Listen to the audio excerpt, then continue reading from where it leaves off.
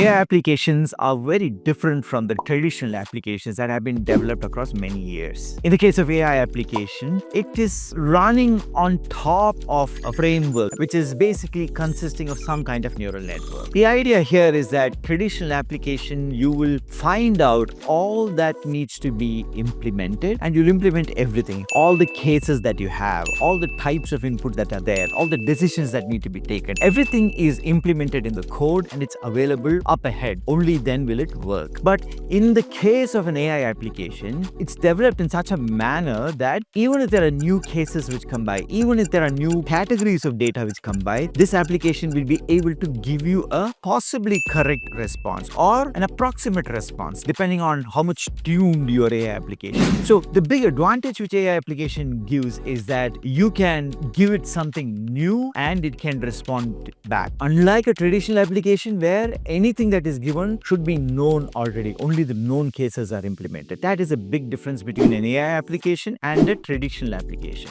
But the whole programming paradigm has changed because of the AI applications. Because in the case of traditional applications, if I have to implement something, I will find out what I need to implement and then just implement it step by step. But in the case of AI applications, I'm not going to implement anything. What I will do is that I will find out what is the input data which is given, what is the expect output that is needed. I will train my framework, which is this neural network, to ensure that if this input is given or this type of input is given, you get the output that is needed. So here what happens is that rather than looking at how to implement something for the input to become an output, what you will do is that you will take this neural network, whatever type of neural network is there, you will give it hundreds and thousands of data along with an expected output, train the neural network to ensure that when a new type of input is given, it gives the appropriate output, and in this manner the neural network is built. So here what is important is the data. So with AI applications, rather than looking at the logic of implementing a particular need or a use case or a requirement, you just look at what is the data which is available, what should be the expected output,